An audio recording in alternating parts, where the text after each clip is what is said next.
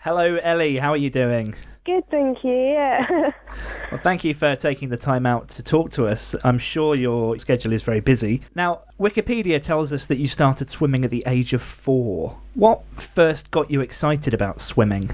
Well, I started learning to swim when I was 4, just so I had that fundamental skill. So just if I fell into the water, I'd be able to kind of save my life, something like that. Just a skill that you need to learn when you're 4. And I didn't actually start training at Northampton Swimming Club till I was 11.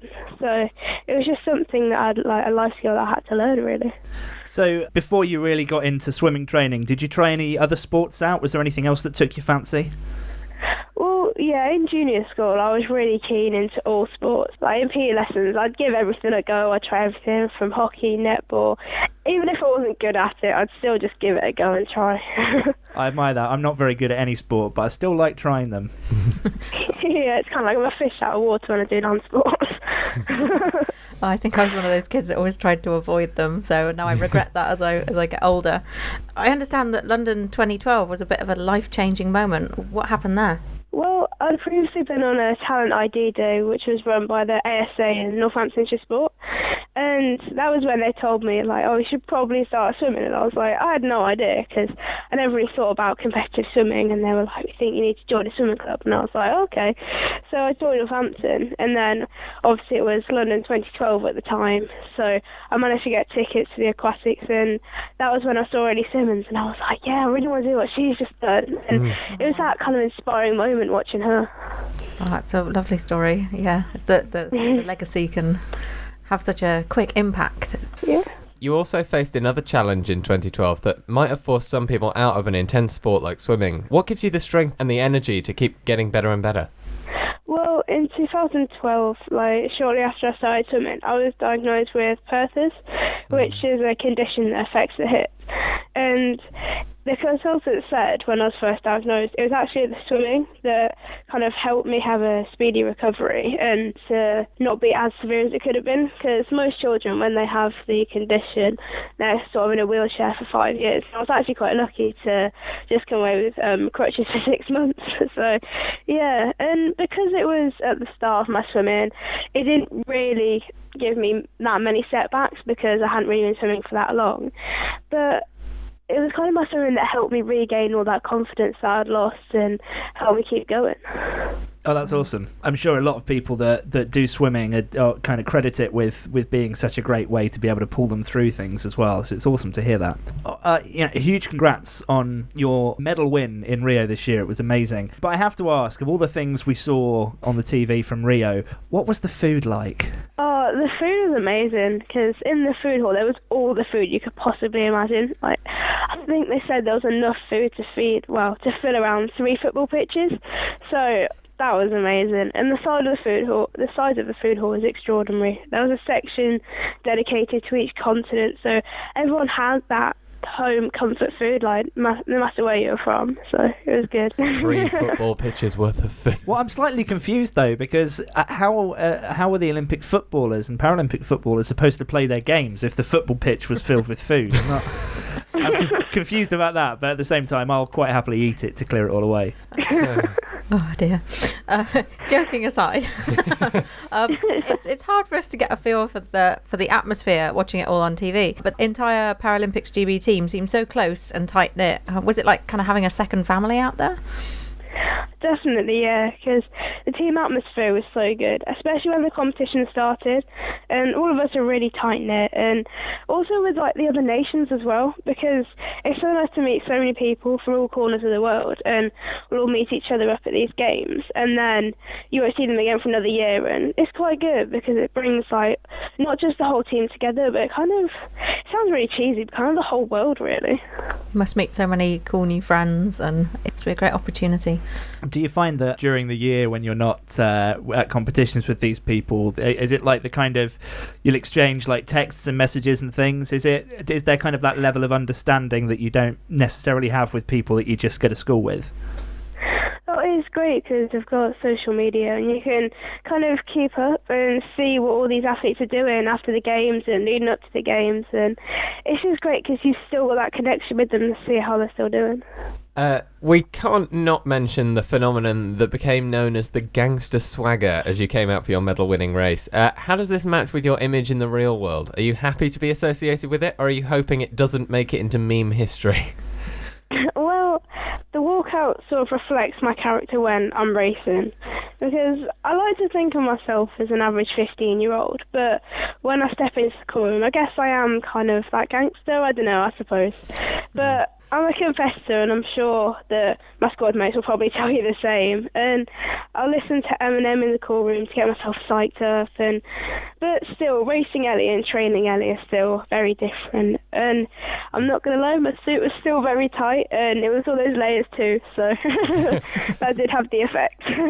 It's quite cool, though. I mean, a lot of athletes have their personas and their little trademark things that they do. So it's cool that you've got your gangster swagger. Yeah, I'm not really sure where that came from, but it's kind of, I was just in that zone.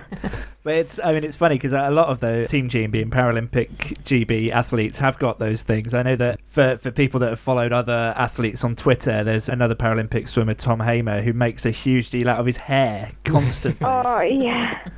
Yeah. Oh, it is funny because it's just those little things, those little jokes you have on the team, and it's those things you'll never forget, and you'll see them in a few years' time, and you'll bring it up, and it's just great to have those little things. Now, your training schedule must be intense, and you're studying on top of that too. What is your average day like?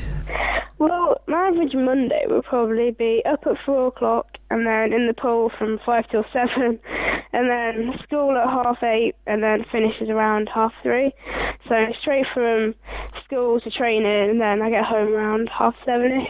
So that's kind of cramming in as much homework as I can, and in bed by 10 by the latest. Wow. Yeah, that is probably more intense than most people's days are, I would say. It seems like a lot, but I don't know. It's what a lot of swimmers have to do, and it's all right because morning training's only Mondays and Thursdays. Well, it's small mercies then, I guess. Yeah. Yeah. So outside of swimming, you're doing your GCSEs. What other things in life are you really passionate about? Well, obviously my swimming and my GCSEs take up a lot of time. But if I have some spare time, I'll probably meet up with friends and just be a typical teenager, I guess. Although I've been really looking forward to seeing The Weeknd this year because I'm seeing him in March, so I'm really looking forward to that. Oh, brilliant. That sounds fun. Awesome. And obviously the swimming probably seems a lot more exciting than the GCSEs at the moment, but is there a particular subject that stands out as one that you actually like more than others? I get asked this quite a lot, but I'm not really sure. I guess I'm quite fond of PE and geography, but it's, I don't know. I haven't got to be choosing subjects for ages yet, so I'm not sure. Yeah, I suppose PE and geography kind of makes sense, both with wanting to swim and also knowing where to swim to, so... I guess, I don't know. During this series of our show, we've had the pleasure of having a number of guests that have helped to celebrate difference and diversity. We've got listeners young and old all over the world. Do you have any words of wisdom to help us all be as good as we can possibly be? Well, I guess my advice would just be just to do what you're passionate about and don't really feel that you have to conform to what you think is socially acceptable. Don't get caught up on appearance or perfection, and don't try to mimic someone else. I mean, I saw this quote the other day, and it was...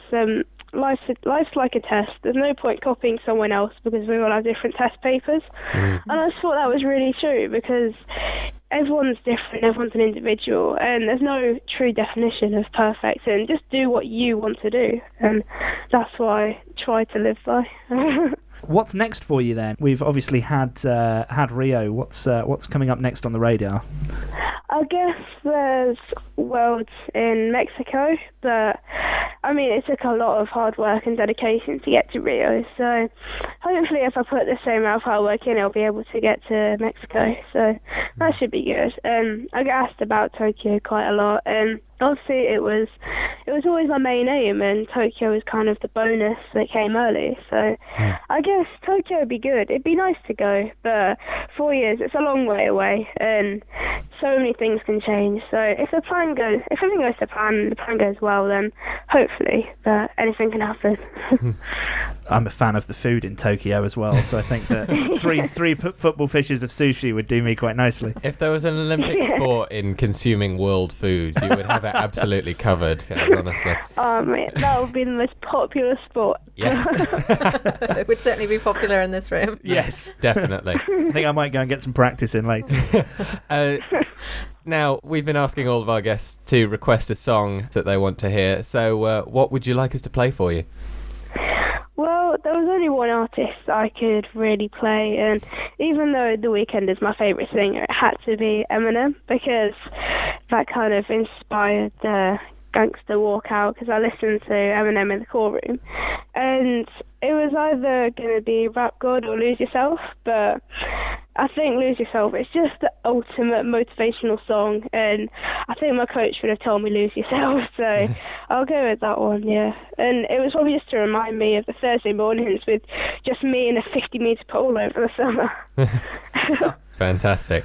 Well, Ellie, thank you so much for joining us on the show. It's been absolutely inspiring to talk to you, and good luck with the training and whatever comes next. Oh, thank you.